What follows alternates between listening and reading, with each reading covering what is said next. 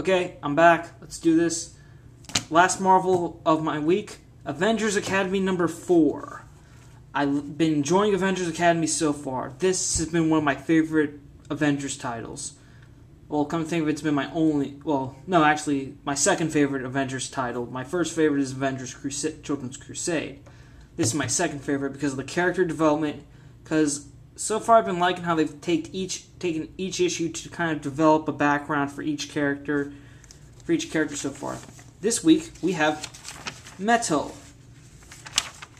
He was once a very calm guy, mellow, that sort of thing. Nothing really got to him. Then one day he hit his face, and all of a sudden his body started to change into the copper-like substance that is now. And apparently, when conducting some experiments, they've gotten the idea that whichever part of his body receives massive damage will somehow change into the metal substance as a defense mechanism, which when Osborn hears, decides to make him all metal. So now Hazmat, Vale, and Metal went to confront Osborn and kill him, but Osborn tells them that he can fix him, and of course they wonder how he can help them, since not even Hank Pym can do that. Of course, then Osborn gives them the speech that, oh yeah, I'm kind of a bad guy, Pym's limited by morals and stuff, I can pretty much do anything, and that he'll help him someday. Meanwhile, for the Thunderbolt, and for the rest of the issue, though, Pym confronts Osborn. Then the students and the teachers try to stop some of the criminals that are getting out of the vault, and we do see, and Metal is able to kind of stand up to the Juggernaut for a bit. Then again, the Juggernaut did nothing, but Metal feels a little different about how he never hit anyone and never wanted to, but now it felt different for him. And after the entire situation is calmed, when Pym confronts his students, Metal responds that they don't know, and they were just thinking about what they would do about if they ever saw Osborn. And of course, Pym gives them some credit that they could have done it, but they didn't, and that shows character. And while flying off, Metal thinks to himself that he keeps thinking about that one last day he had about being normal. He keeps hanging on to it as a life preserver, but now it's starting to feel like an anchor that's dragging him down. Alright, Avengers Academy, again, a great issue. If you're not reading this series, go and pick it up, because if you don't feel like you're getting any good Avengers titles since Children's Crusade, I definitely recommend this one. Alright, now for DC. Green Lantern Corps number 52. After Boudica gave her charge for Kyle Rayner, Kyle, John, Hanu, and Sornik's rings, she starts to have a little breath of life left, and luckily John says he's able to help her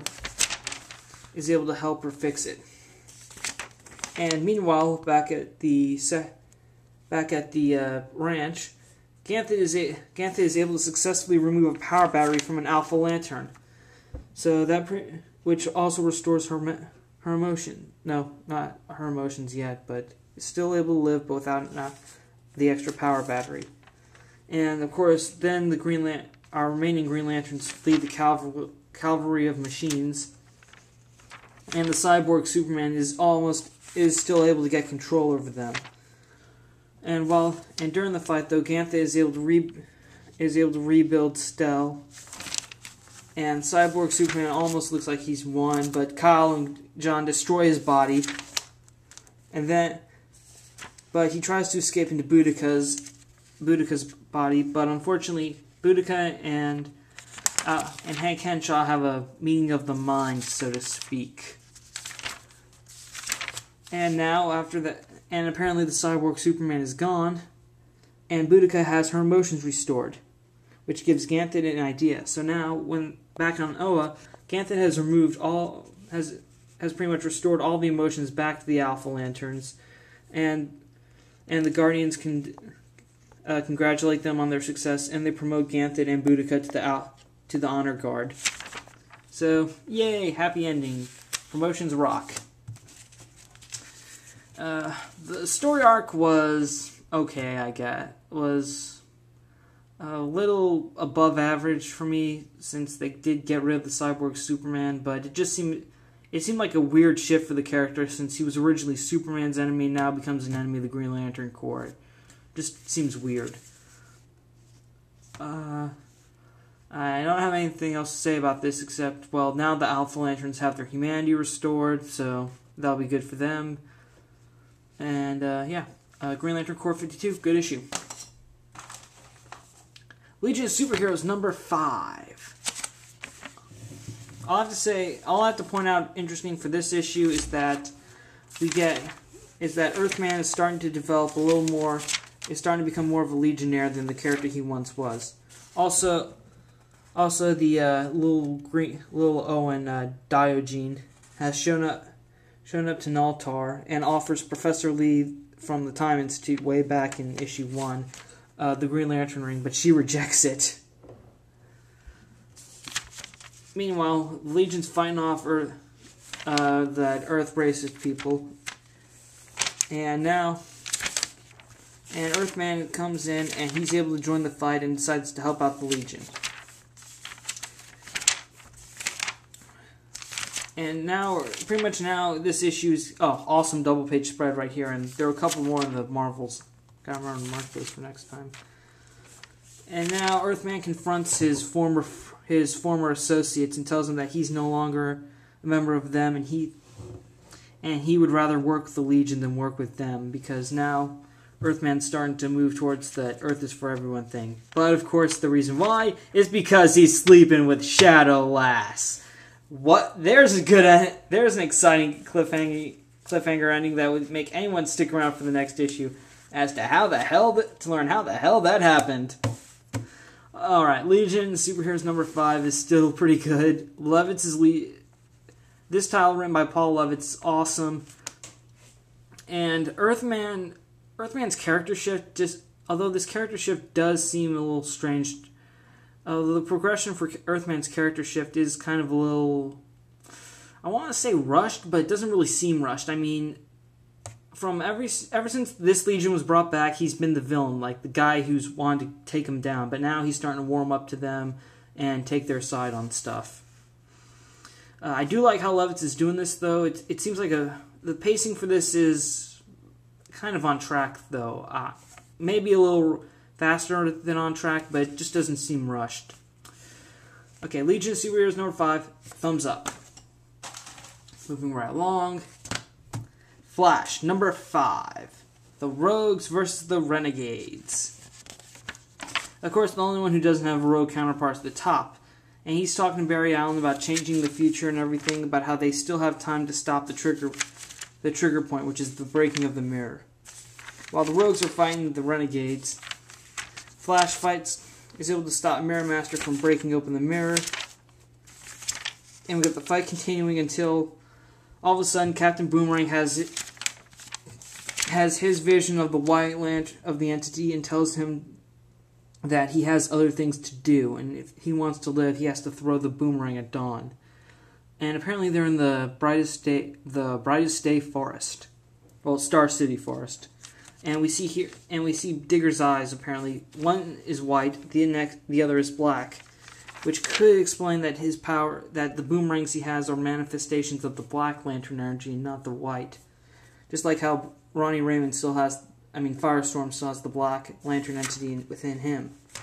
Unfortunately, when Boomer goes crazy with the boomerangs, and one of them hits the mirror, and while it's breaking, Flash gets pulled into it, and he sees a vision where his mom is alive, but he knows it's a lie.